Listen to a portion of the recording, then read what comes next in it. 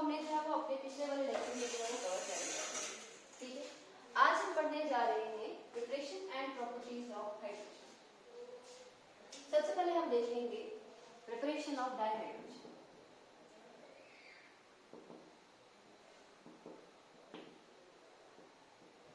Preparation of dihydrogen, dihydrogen बोलो या hydrogen बोलो, आपकी अपनी चॉइस है, ठीक है। जो मेन सोर्स होता है हाइड्रोजन को प्रिपेयर करने की वो तीन चीजें होती हैं। एक होता है आपका वाटर, एक होता है आपका एसिड और एक होता है आपका एल्कली। ये ऐसी तीन चीजें होती है जहां से आपके पास मेनली वाटर हाइड्रोजन जो होता है वो प्रोड्यूस होता है, ठीक है। सबसे पहले हम क्या देखेंगे, प्रिपरेशन फ्रॉम वाटर देखेंगे। हेडिंग देंगे हम number 1, preparation from water. Preparation from water, water से भी हम हाइड्रोजन को जो है वो काफी सारे वेज से जो है वो प्रिपेयर कर सकते हैं, ठीक है। अब हेडिंग तो एक ही रहेगी, प्रिपरेशन फ्रॉम वाटर। अब नीचे हम सबसे पहले इस पे लिखेंगे by the action of water on active metals, number 1 करके, by the action of water on active metals. जो आपके एक्टिव मेटल्स होते हैं जो काफी ज्यादा इलेक्ट्रोपॉजिटिव एलिमेंट होते हैं, आपके ग्रुप फर्स्ट और ग्रुप सेकंड के एलिमेंट जो है वो इलेक्ट्रोपॉजिटिव एलिमेंट कहलाते हैं, ठीक है, एक्टिव मेटल्स कहलाते हैं। जब हम सबसे पहले मैंने क्या बोला आपको कि जब हम वाटर को ट्रीट करते हैं किसके साथ, एक्टिव मेटल्स के साथ, तो उस केस में क्या होता है, डाइहाइड्रोजन जो होती है वो प्रोड्यूस होती है, ठीक है। अब डिपेंड करता है कि reactivity of the metal, different metals जो है वो वाटर के साथ रिएक्ट करते हैं अंडर डिफरेंट कंडीशंस पे। कुछ हीट करने पे करते होते हैं, कुछ स्टीम के साथ रिएक्ट करते हैं, कुछ तो ऐसे कम रिएक्टिव होते हैं जिसकी वजह से वो स्टीम के साथ रिएक्टिव होते हैं, कुछ कोल्ड वाटर के साथ ही रिएक्ट करते हैं, कुछ सॉरी कुछ हॉट वाटर के साथ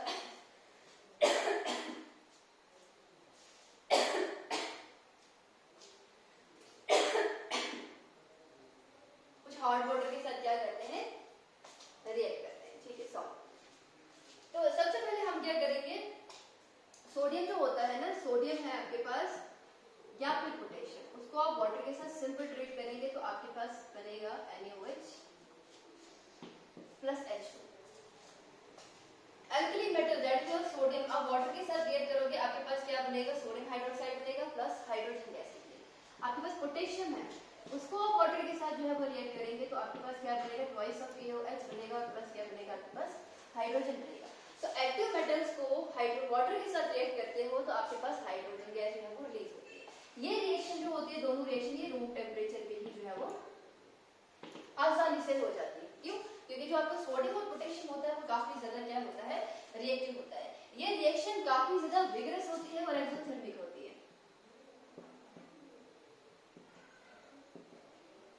ठीक है। काफी विगरस रिएक्शन होती है और एक्सोथर्मिक रिएक्शन होती है कि इतनी ज्यादा हीट यहाँ पे इवॉल्व होती है कि जो हाइड्रोजन यहाँ से निकलता है वो इजीली कैच करता है इसको फायर को, ठीक है। तो इस रिएक्शन को स्लो डाउन करने के लिए हम यहाँ पे मेटल नहीं बल्कि मेटल के एमलगम यूज करते हैं, ठीक है।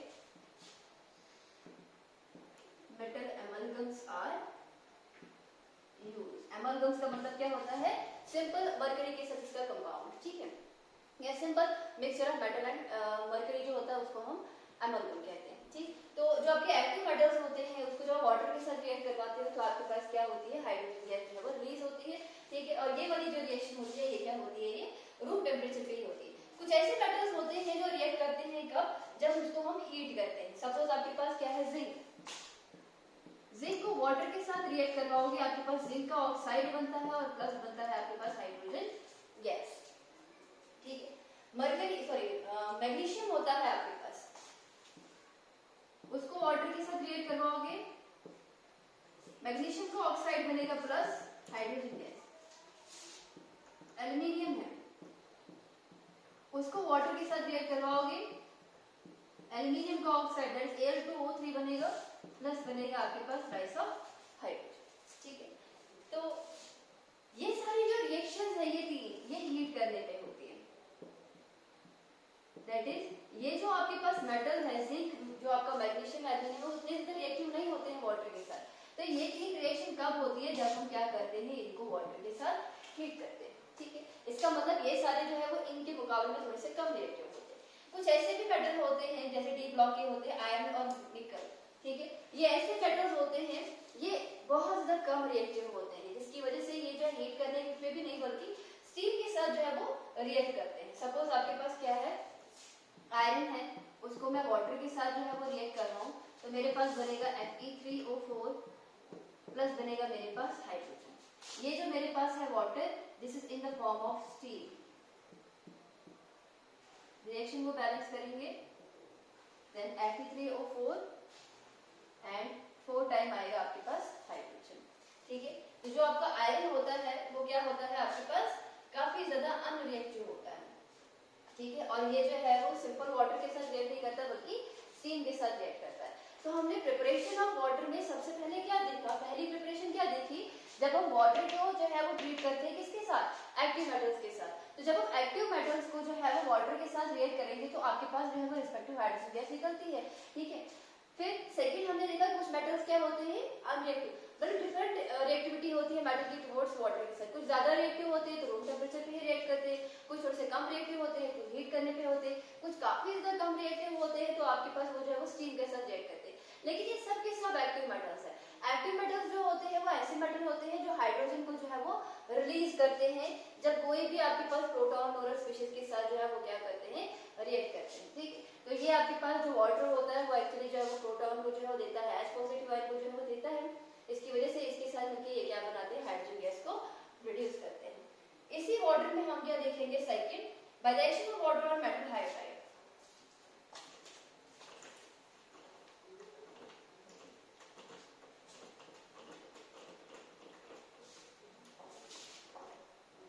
By the action of water और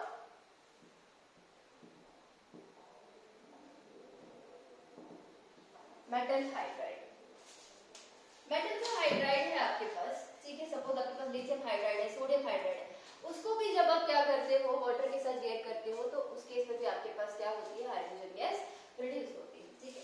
सपोज आपके पास है NaH sodium hydride plus water, it forms NaOH that is sodium hydroxide plus hydrogen gas, ठीक है।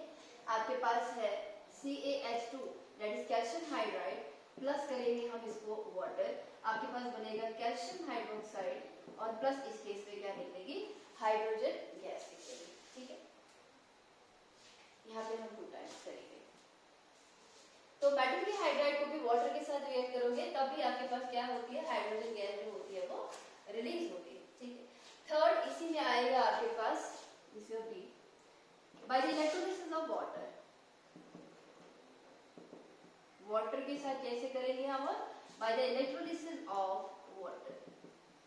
वाटर की इलेक्ट्रोलिसिस करते हो, ठीक है, वाटर में इलेक्ट्रिसिटी पास करते हो, वाटर तो आपके पास वीक इलेक्ट्रोलाइट होता है, लेकिन अगर उसमें थोड़ा सा एसिड या अल्कली डालते हैं तो उसकी क्या होती है जल्दी इलेक्ट्रोलिसिस होती है, आइस प्रोड्यूस होते हैं। तो उस केस में क्या होता है आपके पास H पॉजिटिव आयन और OH नेगेटिव आयन प्रोड्यूस होता है। ये जो H पॉजिटिव आयन होता है, हम सबसे पहले वाटर की इलेक्ट्रोलिसिस अगर दिखाएं, वाटर जो है वो इलेक्ट्रोलाइज होके बनाता है आपके पास H positive plus OH negative, ठीक है। एट कैथोड, कैथोड पे आपके पास कैटाइंस जाते हैं, इसको अगर मैं यहाँ पे दिखाऊं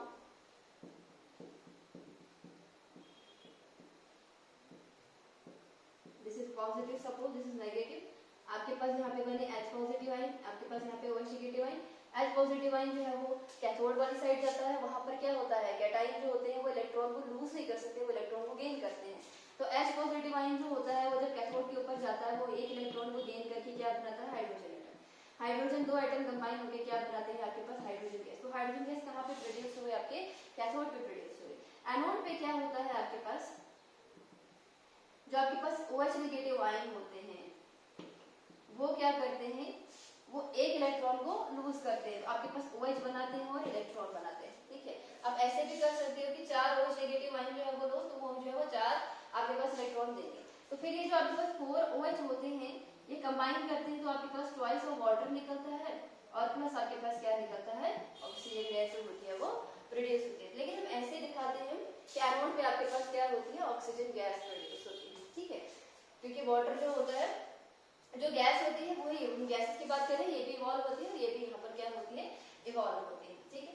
तो कैथोड पे पे आपके पास क्या होती है, हाइड्रोजन गैस प्रोड्यूस होती है, whereas एनोड पे आपके पास यहाँ पर क्या होता है, ऑक्सीजन गैस प्रोड्यूस होती है bye the electrolysis of water. ठीक है, तो इस तरह से हम जो है वो तीन तरीके से वाटर से जो है आपका हाइड्रोजन जो है वो प्रोड्यूस करते हैं। पहला, एक्टिव मेटल के साथ सिंपल वाटर को ऑपरेट करोगे तब भी आपके पास हाइड्रोजन बनता है। सेकंड, मेटल के हाइड्राइड को अगर वाटर के साथ रिएक्ट करोगे तब भी आपके पास हाइड्रोजन गैस निकलती है। थर्ड, अगर आप वाटर की इलेक्ट्रोलिसिस करवाते हो तब भी आपके पास हाइड्रोजन गैस प्रोड्यूस होती है, बट एट कैथोड। ठीक है, सेकंड हम बात करेंगे प्रिपरेशन फ्रॉम अल्कली।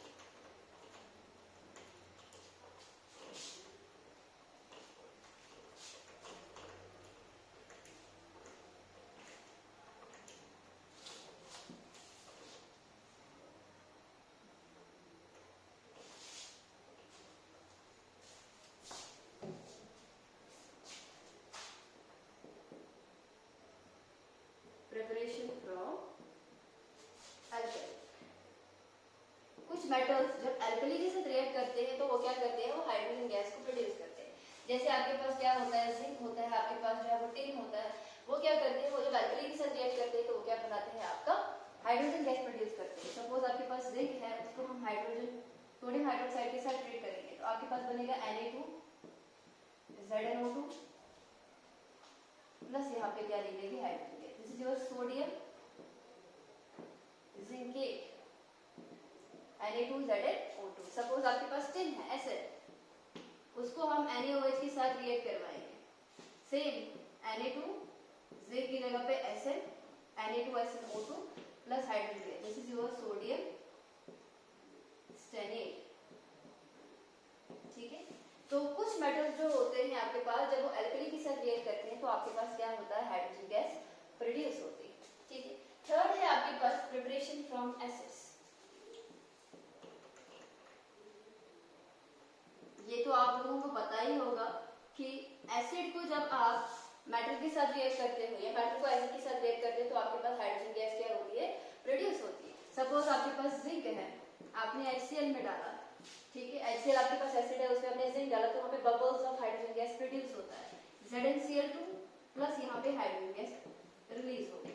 ठीक, आप चाहे यहाँ पे भी आगे सब जगह जो है दिखा सकते हो। आपके पास जिंक है, उसको आप दूसरे एसिड H2SO4 के साथ रिएक्ट करवाओगे, सल्फ्यूरिक एसिड में जिंक डालोगे तो वहाँ पे भी क्या होता है, बबल्स ऑफ हाइड्रोजन प्रोड्यूस होता है, वहाँ पे ZnSO4 बनता है प्लस आपके पास क्या होता है, हाइड्रोजन गैस प्रोड्यूस होती है। यहाँ पे नॉर्मली HNO3 जो होता है वो यूज नहीं होता है, HNO3 is not used. Why so? Because it is oxidizing agent. जो नाइट्रिक एसिड होता है वो एक अच्छा ऑक्सीडाइजिंग एजेंट होता है। तो जो हाइड्रोजन गैस, ऐसा नहीं है कि नाइट्रिक एसिड के साथ रिएक्ट करने पे हाइड्रोजन गैस नहीं बनती है, बनती है। आप यहाँ पे नाइट्रिक एसिड को भी डालोगे, यहाँ पे जिंक के साथ को ट्रीट करोगे, आपके पास जिंक नाइट्रेट प्लस हाइड्रोजन बनेगा। लेकिन वो जो हाइड्रोजन होगा, क्योंकि आपका नाइट्रिक एसिड अच्छा ऑक्सीडाइजिंग एजेंट होता है, वो इस हाइड्रोजन को जो प्रोड्यूस हुई होती है उस रिएक्शन में उसको जो है वो ऑक्सीडाइज कर देता है, ऑक्सीजन देता है। हाइड्रोजन को ऑक्सीजन मिलेगा तो क्या बनेगा, वाटर। तो जो आपके पास नाइट्रिक एसिड है, क्योंकि वो अच्छा ऑक्सीडाइजिंग एजेंट है, तो जब आप नाइट्रिक एसिड से जो है वो हाइड्रोजन बनाते हो तो वो हाइड्रोजन फर्दर ऑक्सीडाइज होकर क्या बना देती है, वो वाटर में जो है वो कन्वर्ट हो जाती है। इसीलिए यहाँ पर मोस्टली हम जो है वो नाइट्रिक एसिड इस्तेमाल नहीं करते। ठीक है, नाइट्रिक एसिड अच्छा एसिड नहीं होता है हाइड्रोजन को प्रोड्यूस करने के लिए। ठीक है, ये जो था आपके पास सिंपल प्रिपरेशन थी। अब है कमर्शियली हम हाइड्रोजन को कैसे प्रिपेयर करते हैं।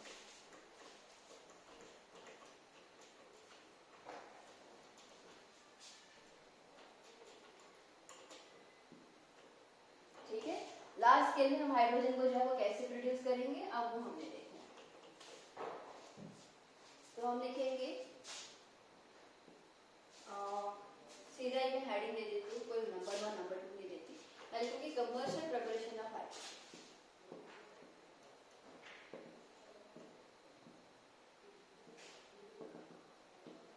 Commercial preparation of hydrogen.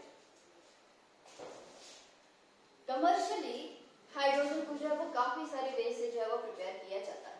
ठीक है, सबसे पहला जो हम देखेंगे वो देखेंगे बॉश प्रोसेस।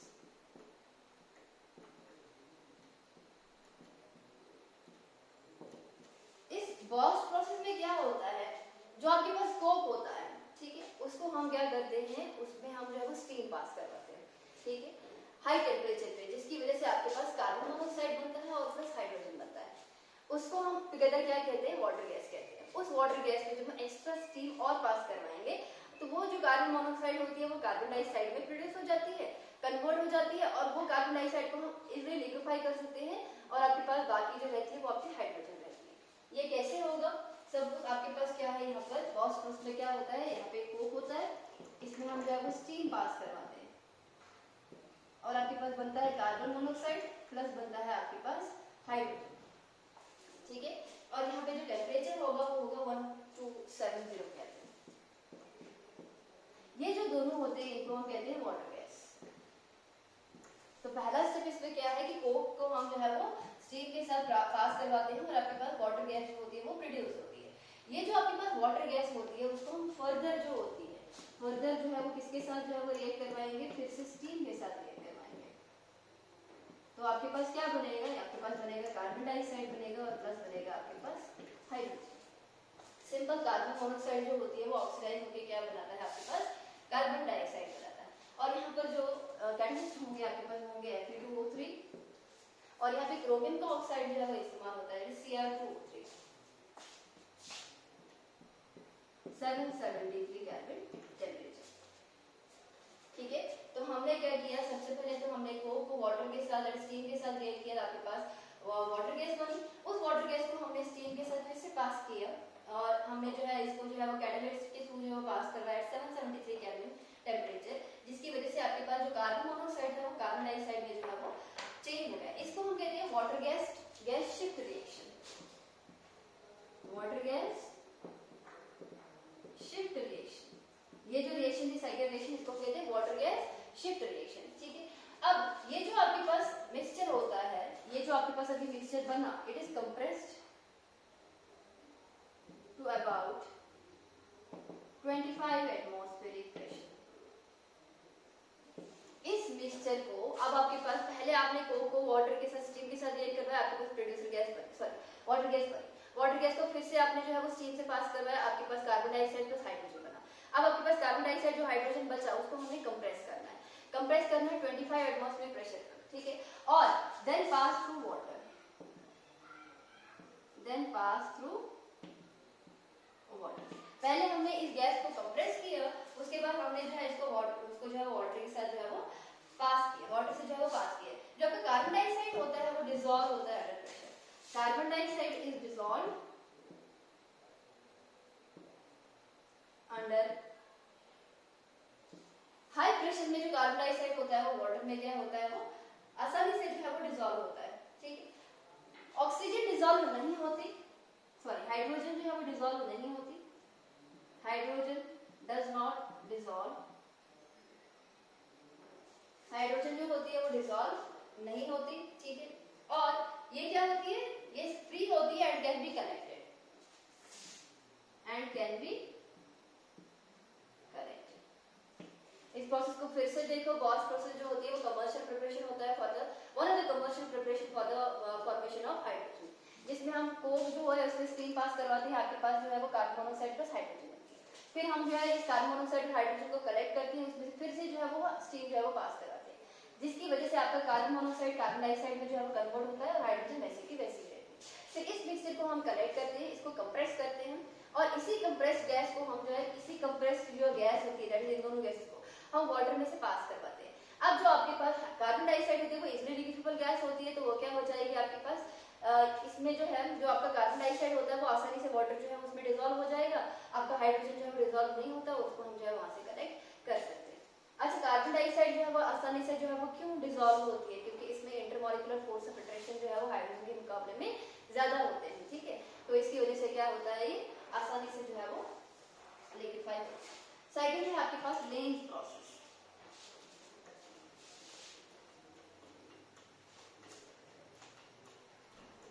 नंबर 2 है आपके पास लेंज प्रोसेस। लेंज प्रोसेस सबसे अच्छा प्रोसेस माना जाता है कमर्शियल प्रिपरेशन के लिए, LANES, लेंज प्रोसेस, ठीक है। लेंज प्रोसेस में क्या होता है कि जो आपका आयरन होता है, सबसे पहली चीज तो ये जो आपका लेंज प्रोसेस होता है ये 2 स्टेप में जो है वो, या फिर इसकी 2 स्टेज होती है।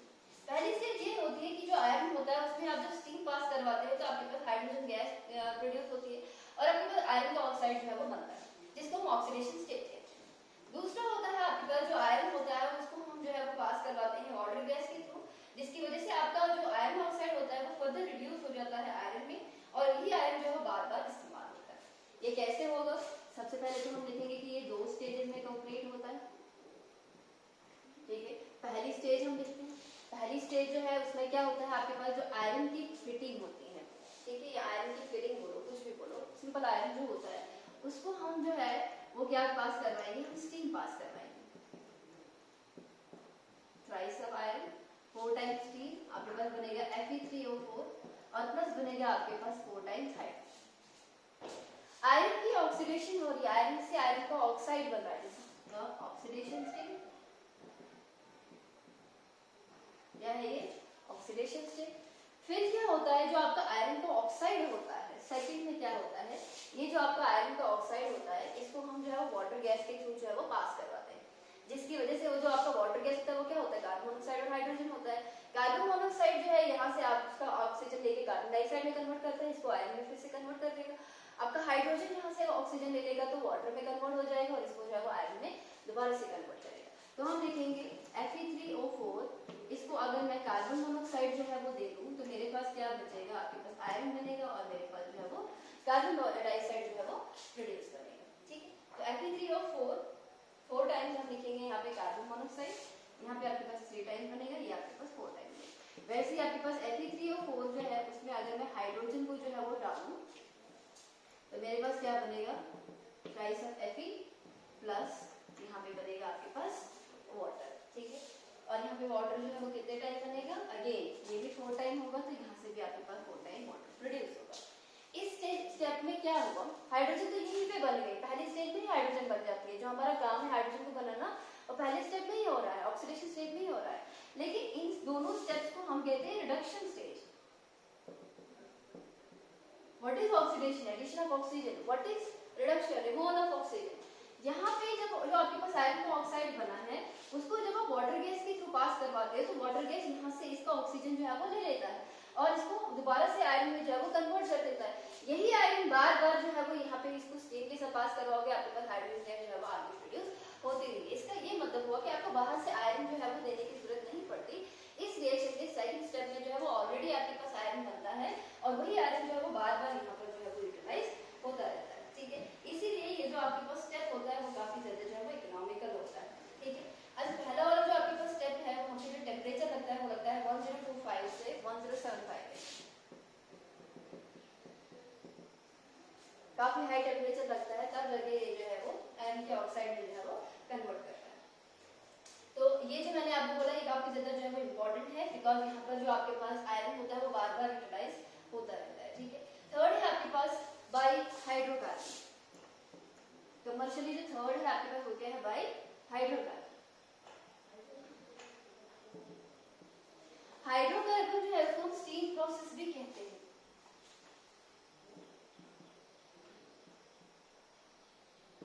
हाइड्रोकार्बन को हम जो है वो स्टीम प्रोसेस भी जो है वो कहते हैं। इस स्टीम प्रोसेस में क्या होता है, आपके पास जो आपके पास कोई भी हाइड्रोकार्बन होता है, सपोज करो आपके पास नेचुरल गैस है CH4, उसको हम स्टीम के थ्रू जो है वो पास करवाते हैं। तो आपके पास जो है यहाँ पर क्या प्रोड्यूस होता है, carbon monoxide plus hydrogen, that is यहाँ पे वाटर गैस जो होती है वो प्रोड्यूस होगी।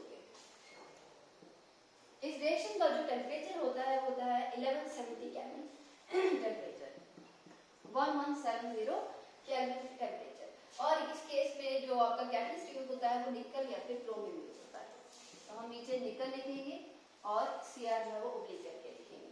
ठीक है, तो स्टीम प्रोसेस में आपके पास क्या होता है, हम जो क्या करते हैं, वॉश प्रोसेस और इसमें एक ही फर्क है कि वहां पे हम कोक इस्तेमाल करते हैं, यहाँ पे हम हाइड्रोकार्बन इस्तेमाल करते हैं। इस हाइड्रोकार्बन को स्टीम में से पास करवाओगे आपके पास वाटर गैस बनेगी। फिर क्या करते थे हम, इस वाटर गैस को फिर से हम जब स्टीम से पास करवाते थे, फिर कार्बन मोनोऑक्साइड कार्बन डाइऑक्साइड में कन्वर्ट हो जाती है। वॉश प्रोसेस में देखो जैसे होता है वहां पे सेकंड से, वैसे ही यहाँ पे होता है। फिर उसको हम क्या करते हैं, कार्बन डाइऑक्साइड और हाइड्रोजन को कंप्रेस करते हैं 25 एटमॉस्फेयर प्रेशर तक, फिर वाटर में जो है वो पास करवाते हैं, हाइड्रोजन वाटर कार्बन डाइऑक्साइड आपका डिसॉल्व हो जाता है, हाइड्रोजन, ठीक है। तो बाकी का जो आपने लिखना है यहाँ पे स्टेप्स वगैरह वो बिल्कुल वैसे ही है जैसे आपके बॉश प्रोसेस में, ठीक है। नेक्स्ट है आपके पास by the electrolysis of water. Fourth है आपके पास by the electrolysis of water. Electrolysis of water जो है वो मैंने आपको ऑलरेडी पहले भी जो है वो लिखा है सिंपल प्रिपरेशन पे, वैसे ही बिल्कुल है। लेकिन ये जो आपके पास होता है यहाँ पर इलेक्ट्रिसिटी सब जानते हैं एकदम कॉस्ट है डे बाय डे। सो ये जो आपके पास प्रोसेस होता है ये इतना ज़्यादा अच्छा इकोनॉमिकल प्रोसेस नहीं होता है हाइड्रोजन को जो है वो प्रोड्यूस करने के लिए, ठीक है। इसीलिए मोस्टली हम जो है वो इस प्रोसेस को क्या करते हैं, अवॉइड ही करते हैं यूज़ करना, इलेक्ट्रोलिसिस ऑफ वाटर, ठीक है। तो ये थी आपके पास commercial preparation of hydrogen. Next है आपके पास physical properties of dihydrogen.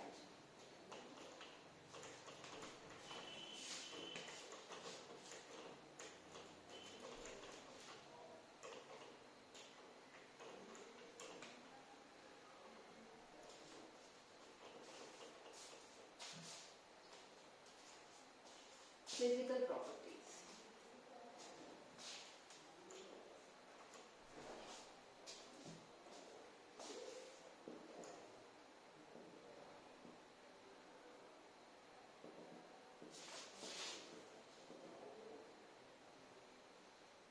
Physical properties of dihydrogen. Dihydrogen जो होता है कलरलेस, ऑडरलेस और टेस्टलेस गैस होती है। This is colourless, odourless and tasteless gas, ठीक है। सेकंड, ये स्लाइटली सॉल्युबल होती है वाटर में। जो आपकी डायहाइड्रोजन होती है वो वाटर में उतना ज्यादा सॉल्युबल नहीं होता है, तो हम लिखेंगे it is slightly soluble in water because of its non polar nature.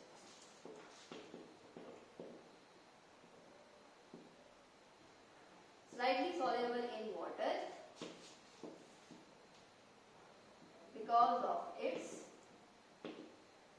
non-polar nature।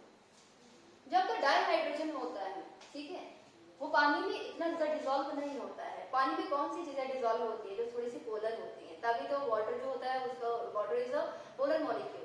Water के अपोजिट चार्जेस उस मॉलिक्यूल के अपोजिट चार्जेस को जो है वो अट्रैक्ट करते हैं, तभी जाके वो चीज वाटर में क्या होती है, डिसॉल्व होती है। तो चूंकि ये नॉन पोलर होता है, आपका हाइड्रोजन जो है उसमें कोई पोल्स जो है वो जनरेट नहीं होते, ऐसा नहीं पॉजिटिव नेगेटिव है, नहीं। क्योंकि नॉन पोलर है, वाटर इसको इतना आसानी से जो है वो अट्रैक्ट नहीं कर पाता, इसलिए वाटर में जो है वो इतनी आसानी से डिसॉल्व नहीं होती, ठीक है। नेक्स्ट है आपके पास डाइहाइड्रोजन जो है होती है नेचर की सबसे हल्की गैस, लाइटेस्ट गैस। सबसे हल्की गैस जो होती है नेचर की वो क्या होती है, आपकी हाइड्रोजन ही होती है। और 1 लीटर जो इसका हाइड्रोजन का होता है नॉर्मल एटमॉस्फेरिक प्रेशर पे, ठीक है, वो कितना होता है 0.0892 ग्राम। 1 litre of hydrogen gas at NTP weighs 0.0892 grams। Normal atmospheric pressure पे, नॉर्मल टेम्परेचर पे, नॉर्मल प्रेशर पे 1 लीटर जो आपके पास हाइड्रोजन गैस होगी उसमें आपके पास का वजन कितना होता है, 0.0892 ग्राम्स होता है, ठीक है। उसके बाद जो आपका डाइहाइड्रोजन होता है, it can be liquefied under high pressure and low pressure, low temperature. Liquefied under high pressure and low temperature। ये ऐसी गैस होती है जो आसानी से लिक्विफाई नहीं होती। एक तो ये हल्की गैस है, ठीक है। दूसरी चीज ये है, देखो गैसेस को हमने नजदीक लाना है तभी जाके वो लिक्विड में कन्वर्ट होगा, इसी प्रोसेस को लिक्विफेक्शन कहते हैं, ठीक है। अब हाइड्रोजन ऐसी गैस है जिसमें पोलैरिटी है ही नहीं, हाइड्रोजन हाइड्रोजन के बीच में उतनी खास बॉन्डिंग होती ही नहीं है, तो हमें बहुत ज्यादा प्रेशर अप्लाई करना पड़ेगा, काफी लो टेम्परेचर जो है वो करना पड़ेगा, तभी जाके आपकी हाइड्रोजन मॉलिक्यूल नजदीक आके जो है वो क्या हो जाएगी, लिक्विफाई हो जाएगी, ठीक है। इसका बॉइलिंग पॉइंट जो है वो 13.96 केल्विन होता है। बॉइलिंग पॉइंट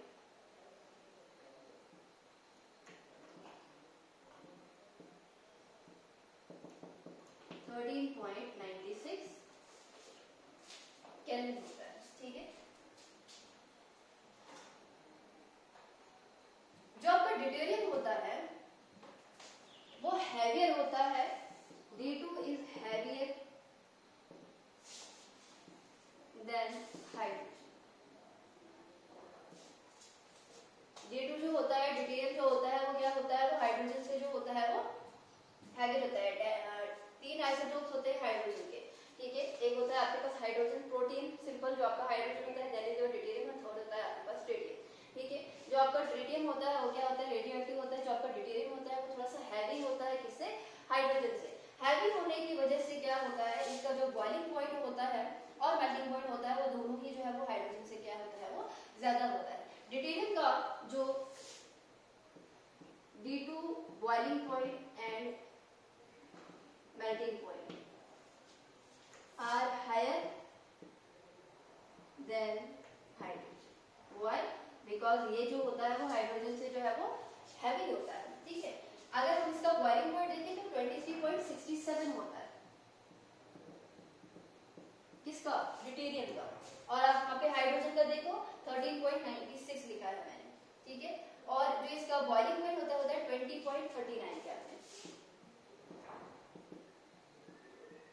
20.39 केल्विन, जो कि ज्यादा होता है किससे, हाइड्रोजन से, ठीक है।